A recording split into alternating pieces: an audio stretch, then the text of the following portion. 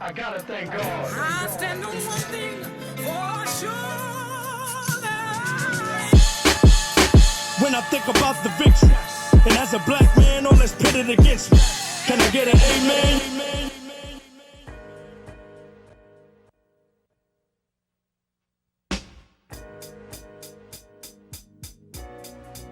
In life, adversity always comes before success. The late, great Kobe Bryant said it best. It's not about the destination, it's about the journey.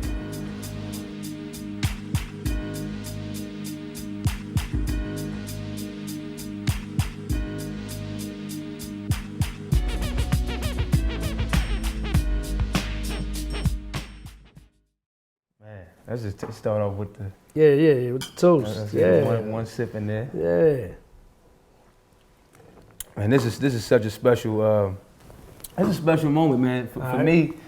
For me, Trey, I love full circle moments, man, because I just want to give people the backstory. Even though anybody who supports me, anybody who's been supporting intern media, they know who you are. Oh man, you on the social media, you know, we've done stuff together in the past. All day. So at this particular point, everybody that knows me knows that you like my big brother, man. Even though we're cousin, we family. It's, you know, it's brotherhood. This is a bond that cannot be broken, absolutely, bro. man. You know what I'm saying? Absolutely. So let me just give people the backstory for those who might not know. Okay.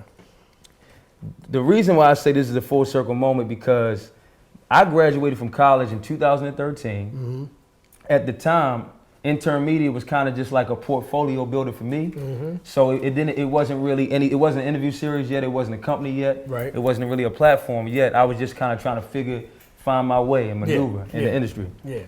And the funny thing is, this is around the same time, and we're gonna get into all this, but this is around the same time that you jumped back into the music. Because I remember your lovely wife, my cousin Lori. Yes. Lori reached out to me. Yep. She saw what I was doing with intern media in terms of like on social media. I remember that. And she said, you know what? She said, Karl. She said Tracey's having he's coming out with a new album. He's jumping back into hip hop, and he's actually gonna have an album release party in DC. Yep. To kick off Howard Homecoming. That was for the ESQ album. I remember. Absolutely, ESQ The Revelation. So this was 2014. Right. October 2014. Right. She told me to come out there. Shout out to my god sister Ashley, because Ashley drove me out there basically. We were out there together. And I didn't know I was gonna be interviewing multiple people, but I knew I was gonna cover it and interview you. So I interviewed you that night. I interviewed Young Guru, who, if you're not familiar with him, that's Jay-Z's DJ. Engineer, you know, Jay don't like make the sound a of New move York. musically without Guru. No, without Guru. So I interviewed Tracey, I interviewed Young Guru, and then I interviewed DJ Blanks, who was like family tours. I mean, that's like your brother. That's my, and he worked on that album with you. That's right. And then, I don't know if you remember the second night, because we were at another spot the second night, I interviewed DJ Shakim. That's right. Who, you know, if you guys aren't familiar, he's toured with Bow Wow, he's toured with the Brat, you know, he's kind of toured all over. New Edition, BBD, Absolutely. You know what I'm saying? They don't make a move without him. So and the beautiful thing about it, man, and this is why I appreciate you and Lori so much, because I got those interviews off of the strength of my relationship with you. Hey, man, you know what I mean? That's what family does, right? Absolutely. So guys, it's a full circle moment because Tracey was my first interview, and my first published interview, which basically gave birth to the intern media interview series back in 2014. I never realized that. You know what I mean? I never realized that. You know, I don't know if I told you that before. So where's my cut at, bro? No, I'm just playing. These are snapping, man. Because now we 5 years later. It's 2019. We moving into a new year, and here we are, man. I'm revamping my interview series, so it's about to be new and improved. And I wanted you to be my first interview on the interview series. So here we are, man. Absolutely. So look, man, we're gonna dive right into it. Let's go, man. You know, we're just gonna have fun. We're gonna have a convo. You haven't been on the, even though we've been in New York together for the Grammys. LA together for Grammy Week. We were doing stuff with the Married to Hip Hop podcast. And NABJ. And NABJ, absolutely. We've been around. We've been around. But now, this is the first time you back with the interview like this. Sitting down since 2014. So hold on. Remember the joint in the car? In New York. Matter of fact, you know what's crazy? That was what this was supposed to be at first. When I was kind of in the early stages trying to figure out if I wanted this to be a podcast, or I didn't know I wanted this to be my new interview series at first. Right. And you were in New York performing. But that wasn't during Grammy Week. I was performing. Yeah, that was something different. Yeah, you exactly. You were performing. And I ended up putting that in the can, and I said, you know what? it gave me a vision for something bigger that I wanted to do in Gotcha. terms of doing this now. Gotcha. And then we're gonna dive all the way into those topics go, and all man. of that. Let's go. And you know, it's The Journey. That's the name of the new interview series, The Journey. So we're taking our viewers through each part of the journey. So you got the adversity, right? You always start off with the challenges.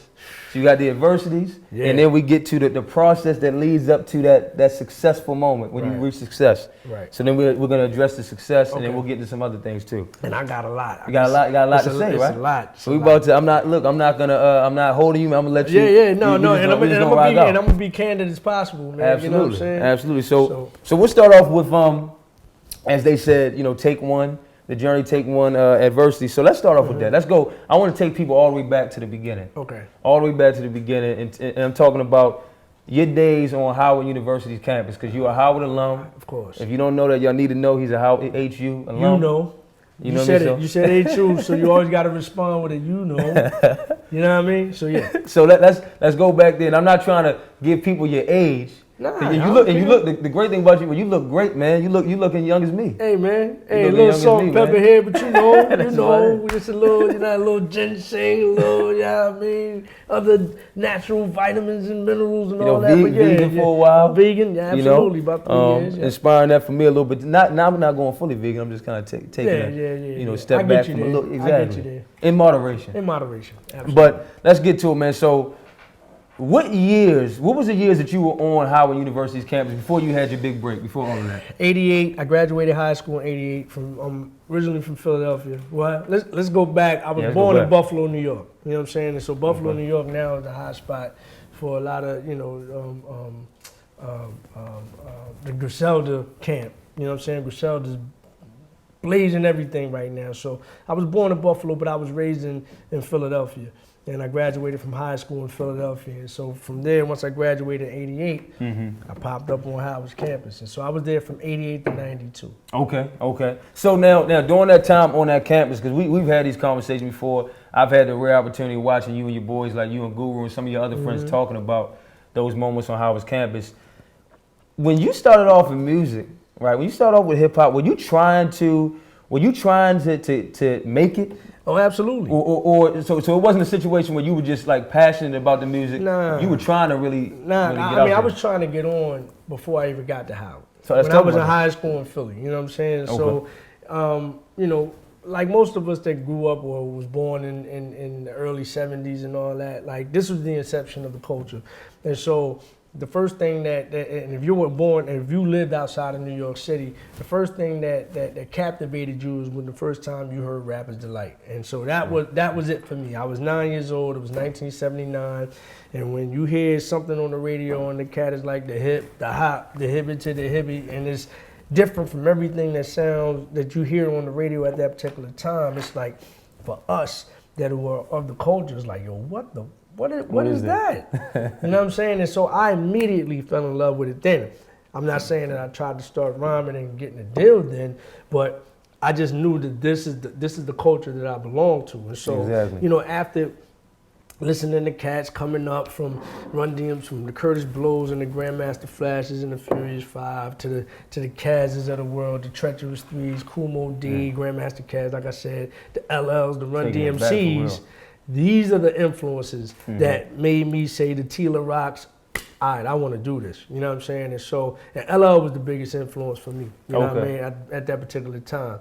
Okay. And to me, LL, and I say this all the time, LL was the biggest.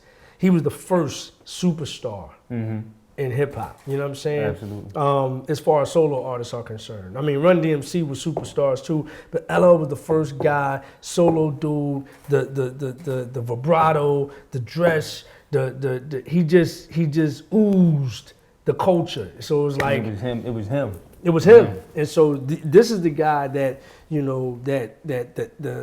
Jay-Z's and the Bigs and even the Kanes and all of them of the world need to pay, a tribute to, because he's the one that kind of kicked in that door for the solo guy. You know what I'm saying? That was the superstar, not just a regular MC, but a megastar. So That was the guy that I followed, you know what I'm saying? And then came the Rakims, the Kanes, and the G-Raps. And so I'm a gumbo, the Chuck D's of the world. I'm a gumbo of all of these guys, you know what I'm saying? Amazing, man. These are the people that influenced me. And so when I was in high school, you know, I wanted to get a deal too. I hadn't totally cultivated my style yet, because again, I'm a gumbo. I'm soaking up all of this. So it wasn't where Tracey Lee is now, but I thought it was good enough, and this was based off of, you know,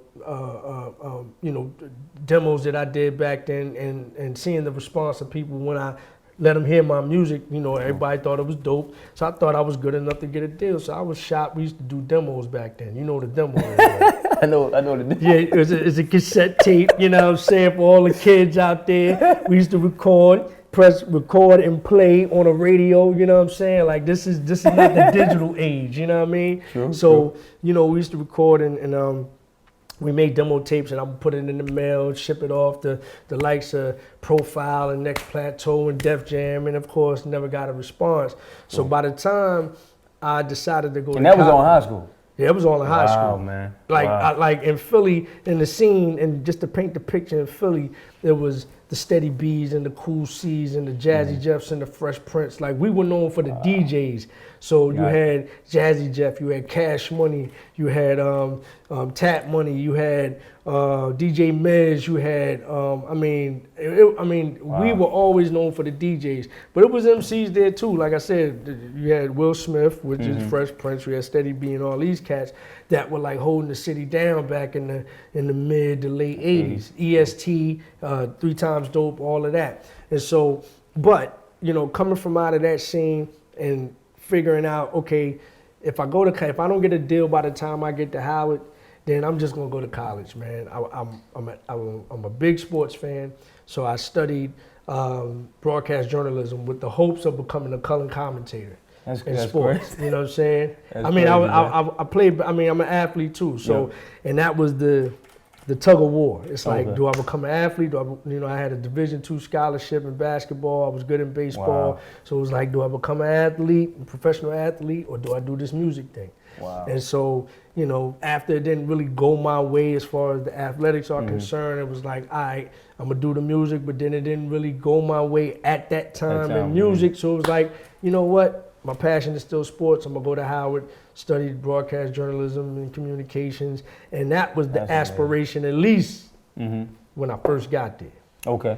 But then things changed. So how quick did things change when you got on the campus from that being your passion? 1 semester. So you were all about broadcast journalism in that first semester of your freshman year. Then it switched quickly after that. You know why though?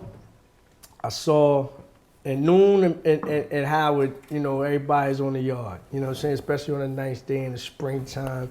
You know, it's a lovely scene, man. I mean, the women are out there, we out there. This is during the 40 era, you know what I'm saying? So we out there with the OE and the bags, you know what I'm saying? In front of Blackburn, you see women double dutching, and you know, people got they spread out on the yard, they eating and all that. They rolling up, they doing a little like a cookout, man. Yeah, like a cookout. I mean, the scene is beautiful. But then I look over at Blackburn. Blackburn Center is like the building, it's like centralized on the yard, and that's where everybody kind of, you know, congregates. Okay. So I look over by Blackburn, and I see these 2 cats rapping. Okay. They were spitting bars like a cipher. It was my man China Black, and it was my man Derek D. Angeletti. Now, for the people that don't know who Derek D. Angeletti is, he's responsible for the sound of hip hop in the 90s, especially from like 93-ish till about 99, maybe even the early part of 2000. He's a part of the Hitmen. Yep. You know what I'm saying? He's like one of the major key people in the Hitmen. He's responsible for all that the bad boy sound. I mean, anything from Hypnotized to Money, Power, Respect to Jay-Z's Where I'm From to my big record, The Theme. You know what I'm saying? And we'll get into that. We'll get into that for sure. What's the Mace joint? Which one you talking about? I mean, the single, the biggest, the joint he stepped out there with, the bad Yep, that was D-Dot too, right? I mean, these are mega hits. Yep. The Benjamins. Yep, the Benjamins. Which is the most played hip hop record of all time. We just played that at my at my friend's giving. Everybody's Harlem shaking to that. I mean, come on, man, the Benjamin. I Benjamin. mean, so I see him in China Black freestyling, and Dot, and Dot was also a part of a group called Two Kings in the Cypher. Yep. His production partner at the time, Ron Lawrence, they formed a group called Two Kings in the Cypher. So, Okay. but this is after. So I see Dot and China spitting, and Dot, you know what I'm saying, he said this line, something, it was back in the day, like Toyota, oh, what a feeling, but it was dope to me back then. And so after they finished, I was like, yo, you do that? That's what you do? You know what I'm saying? He's like, yeah, blase, so we got to chop it up. And immediately, the aspirations of becoming a broadcast journalist, not done. Necessarily slipped away, Yeah. but it took a back burner to what has always been my passion. True, You know what I'm true. saying? Which is the music, which is being an MC, being the illest MC. So, God is a funny way of redirecting. When you think you're supposed to stop or you're supposed to leave stuff alone, Yep. he'll immediately put something in your place and be like, nah, you got a journey ahead, bro. I Reroute need that you to stay GPS, on man. course. You know what I mean? Exactly. And so that's what happened. And you know what? I met because of Tracey. I met D-Dot. Matter of fact, during the Grammys, Yep. 2017. Yep, in New York. Yep, And D-Dot, he's very very down to earth, man. Great dude. Did you do an interview with him? No, I need to try. I need to get him on yeah, because that's- I posted something on social media that he responded to, and I was paying homage to him because he's legendary, man. Yeah, He's legendary. absolutely. And we was getting in everywhere because of it. Yeah, absolutely, You know what I mean? absolutely. When you think about that group, those friendships and that group of friends, when did that develop? Like, what year was that? Okay, was that like something that developed in the freshman year, like right away, or it took some time? Nah, see, when I came in, I was older than my crew, so I Okay. came in 88. True. Them cats came in 90. Like Okay. my squad, Power Move. Okay. Called Power Move on campus, and it morphed into R&F, which stood for Real Exactly. Flow. Okay. Real, Flow. yeah. Niggas. Oh, yeah. Is that the proper term that means kings? But Okay. the term that we use over Exactly, here. exactly. But I try to stay away from using that term. No, I feel you, But I feel you. I came in 88 and when I came in, just to go back to the whole aura of Howard during that particular time, you couldn't paint a more perfect picture with regards to the people that were up on that campus. Like everybody that was during my era, and I'm saying from 86 to about 96. Okay. All the cats that are the most influential in the game right now went to Howard. Talking about Puff. Yep. I already mentioned Derek D. Angeletti, Marlon Wayans, Taraji P. Henson, Anthony Anderson, Karl Payne, who else? Ananda, oh man. Guru. Guru. I guess if you want to throw me in there, Absolutely. I mean, it was just But that's some heavy hitters that you just named, though. it was just a magical time, man. You know what I'm saying? And nobody knew at that time. I mean, you guys were going places, but we obviously didn't know it was going to be What it we is knew, today. what we knew was during that time is that there was an entrepreneurial spirit there. Mm-hmm. You know what I'm saying? Like you got to remember, we are the children of the baby boomers. Yep. So the baby boomers were kind of like the first generation to go to college. True, You know what I'm saying? true. For a lot of us as black folks in America, we and their whole aspiration was go to college, get the degree, go get a job at a reputable company. Over there 9 to 5. You know what I'm saying? We were the first generation of go to college or don't go to college, but get the bag. However you got to get the bag. You know what I'm saying? Whether it be in the street, whether it be in school, whether it be dropping out of school because you figured out the passion that you have for whatever it is that you're doing, and you created your own business. But we were, more of us, should I say, had the hustler mentality. Exactly. You know, again, combined with the entrepreneurial aspect, creating your own business. So that was in the air at Howard when we went there. You know what I'm saying? And so that's what we did know collectively, but we didn't know, you know, that Puff was gonna be, you know, damn near a billionaire doing the things that he does, you know, in the music industry. We didn't know Anthony Anderson was gonna be all over your television set. He might have, you know what I'm saying, had the aspiration, but, you know, and you know, just, and we didn't know Taraji P. Henson was going, and Marlon, and, you know what I'm saying, that they were gonna be doing the great things that they're doing. All icons and legends too. You know what I'm saying? Right. So getting back to my crew, we had these aspirations, you know what I'm saying? We stayed steadfast in what we were doing. I came in 88, they came in 90, most of them. And so we were comprised of, you know, cats that did the music as artists, and then we were also entrepreneurs while we were on campus. We would throw parties. We had our own apparel. Oh, yeah, y'all told me about this. We had we did movie premieres. We did Who's the Man movie premiere at Crampton Auditorium. We did, you know, we were able to capitalize on certain things in the entertainment sector, in the entertainment world. We were part of a conference there called Culture. It was a cultural initiative, and they did the hip hop conference there every year. And this, I mean, everybody came to, like, everybody wants to come to Howard. So this is where I first met Tupac. This is where, you know, Biggie steps on campus. This is where, you know what I'm saying, the likes of Common, a young Common comes through. You know what I mean? Just because everybody knew that Howard was the Mecca, and that was a place that everybody liked to congregate and be in one spot, and you can actually have conversations with people in the culture to be able to advance, you know what I'm saying, and whatever you were trying to do. So me and my crew were entrenched in all that, you know what I mean? And as far as me being first, I mean, it could have been one step beyond, which is my man Mike. You know what I'm saying? Mike Jeter, Kenya Flo, and my man Amiri Baraka. Amiri Baraka, his father is Amiri Baraka Sr. You know what I'm saying? Which is the great poet from out of Newark. You know what I'm saying? He's Amiri Baraka Jr.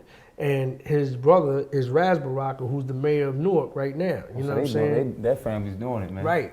But this is my family. So Mid and Kenya was one step beyond, along with my man John Doe, who's the DJ. And so they could have been first because they was just as dope, if not doper than me. So you basically saying it's safe to say that it wasn't like everybody was like, yo, Tracey's gonna be that one guy. It was almost like whoever hits first, we all gonna be together, and you guys can kind of be coming with y'all. Exactly. They had deal opportunities with Jive Records around the time that Tribe Called Quest, you know what I'm saying, was the big guys at Jive, you know what I'm saying? It was them and the Fushnikins, you know what I'm saying? So this is how deep it goes, you know what I mean? Like they've had the development of deals on the table at the same time that I was dealing with Rowdy Records, Claude Austin, which is Dallas Austin's brother, you know what I'm saying? They was giving me a look at that particular time. So it was like we would take, being the entrepreneurs that we are, we did these events to be able to collect the money so that we can go in the studio to create these demos, to get this music done, to be able to get a deal. I think Tracey, I think one of the dopest things about everything you just said in terms of like your crew is the fact that, and I feel like we need to see more of that even today. You know, even with my generation and generations underneath me, is recognizing that, okay, we have these relationships, right? You're doing this, I'm doing this, you know, this is your expertise, this is my expertise. Let's put it together. And let's, one of us, whoever gets that big break first, it's like, okay, I'm putting you on too. I mean, that mentality is so rich, man. I forgot to wait 2 seconds. All right, 2 seconds. So then what happened was, like, we all understood each other's roles. Like I said, I've just mentioned the MCs, but then there were cats like my man Lance Williams and Kenny Johnson and Aaron Goodwin.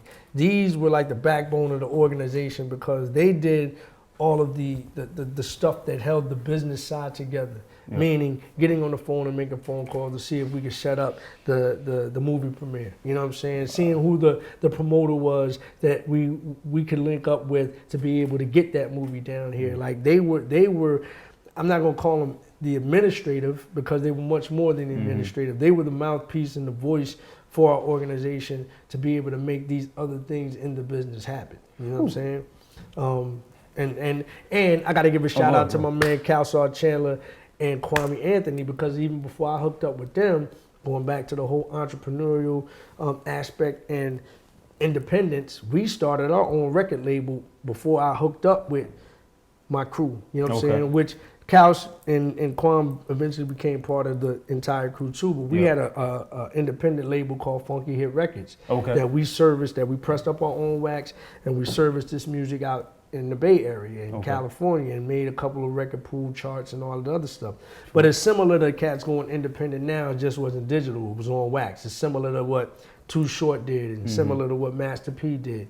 Sold it out the trunk and all that kind of stuff. You know what I'm saying? Man, so you just hit me with a lot, Trace. I told you I got a lot, man. It's a lot. It was crazy, but it's funny to me, man, because I'm hearing some of this stuff for the first time, and we've had these detailed, like in-depth conversations, man. So I've heard pieces. Yeah. But for example, and we're gonna come back to something, but we got to do a quick sidebar. You can't just skate past the fact that you met Pop. I honestly, that's the one thing I didn't know that you.